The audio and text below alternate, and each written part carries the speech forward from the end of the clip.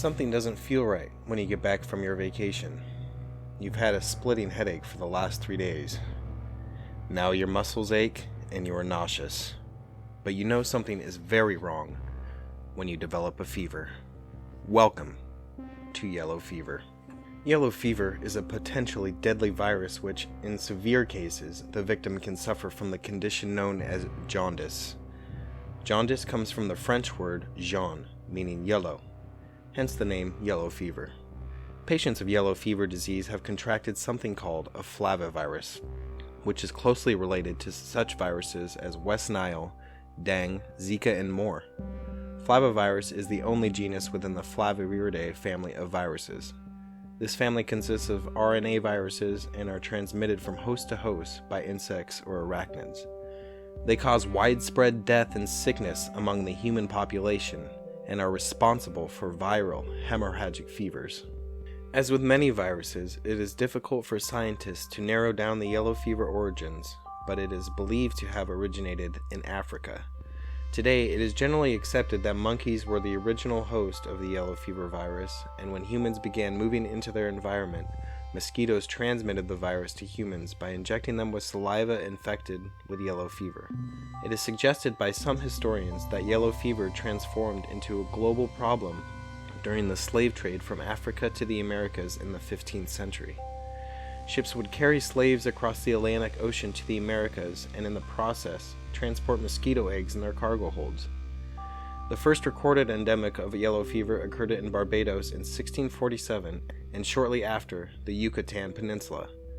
Eventually, in the late 1860s, the disease reached American ports.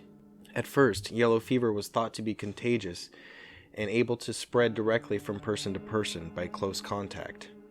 Confusion about the illness and its rapid spread caused panic among the residents in the areas affected by the disease. Rotting coffee beans and bad oysters were two of the culprits considered to be particularly dangerous. As time passed, an unusual trait was noticed about yellow fever and its victims. It seemed to, for the most part, affect European settlers and leave African slaves unaffected. There is one theory to explain this phenomenon. When in Africa as young people, they may have experienced a mild form of the disease and therefore were immune to it by the time they reached America. Yellow fever's transmission remained uncontrollable, and it was not long until it reached Europe in the early 16th century. This was most likely caused by the same reason that transmission occurred from Africa to America: mosquito eggs traveling in the cargo holds of trade ships. In America, people desperately began a massive attempt to rid their communities of the virus. Officials would spread sulfur and lime into infected patients' homes and burn barrels of tar in an attempt to disinfect the air itself.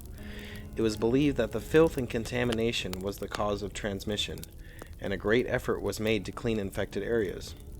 It was not until the early 1880s that Cuban doctor Carlos Finlay considered that human-to-human transmission occurred through mosquitoes. Even with Finlay's suggestion, it was not until another 2 decades had passed that it was proven to be correct by another doctor, Walter Reed. During this time, however, the Spanish-American War took place, in which more American soldiers died from yellow fever and other diseases than actual combat. Havana, Cuba in the year 1900 was fighting a yellow fever outbreak. A commission was formed by the U.S. Army to clean the city. Cleanup was headed by U.S. Army Doctor Major Walter Reed. Reed holds the record for the youngest graduate ever to receive his medical degree from the University of Virginia. His brilliance and determination made him the perfect candidate to find the cause of yellow fever and eradicate it. While leading the cleanup of Havana, Reed conducted an experiment that once and for all proved without a doubt that mosquitoes were responsible for transmitting the disease from human to human. More specifically, the Aedes aegypti, the scientific name for the mosquito that most often is responsible for the spread of yellow fever. In his experiment, Reed built a small structure which was filled with clothing soaked in blood and vomit from patients infected with yellow fever. As filthy as this structure was, there was a definite lack of mosquitoes. In another clean room, Reed had put a different set of recruits in with mosquitoes who had fed on infected patients. At the end of his experiment, the people who were in the filthy room were perfectly fine, while the people who were in the clean room but bitten by the mosquitoes contracted yellow fever. Unfortunately, Reid died of appendicitis shortly after his discovery in 1902. A massive attempt to locate and destroy mosquito nests ensued after Reid's discovery, with good results. Cities began pouring oil into areas of standing water such as lamps and puddles, suffocating the mosquito eggs. Yellow fever had caused deaths not only in North America, Europe, and Africa, but also in South America as well. One point of interest related to yellow fever is that the Panama Canal, considered by some to be a world wonder, was almost never completed due to the disease. Canal workers were killed by yellow fever and other disease daily. Mosquito nests in the area were hunted down and destroyed, and work was able to continue as a result. Reid's research and the effort of many in the area paved the way for the Panama Canal to be completed in 1914. In 1930, 2 vaccines were created for the virus, 17D and French neurotropic vaccines. Even with these vaccines, cases of yellow fever continued to be a problem in many parts of the world. It spread to Central America in the 1950s, and Africa saw many deaths due to yellow fever in the years between 1960 and 1980. The 17D vaccine became the preferred vaccine in 1961, after the French neurotropic vaccine was found to result in a higher chance of encephalitis in its users. The modern version of the 17D vaccine uses 2 strains of the virus with incredibly effective results. While there are over 200,000 cases of yellow fever and over 30,000 deaths per year, the World Health Organization estimates that more than 1 billion people will be protected from the virus by the year 2026. Today, we know more about yellow fever and its related viruses than we ever have.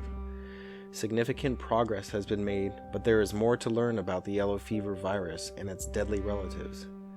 There has been a rise of cases in poorer countries during the 21st century. These have been in areas of the world where immunization programs do not exist, largely due to poverty. As humans expand into rural areas of the planet, we continue to invade habitats of mosquitoes and other species who are carriers of these viruses. It is inevitable that the future will contain more instances of viruses and their incompatibility with humans. And with some work, we can continue to survive and maybe someday beat our smallest threat.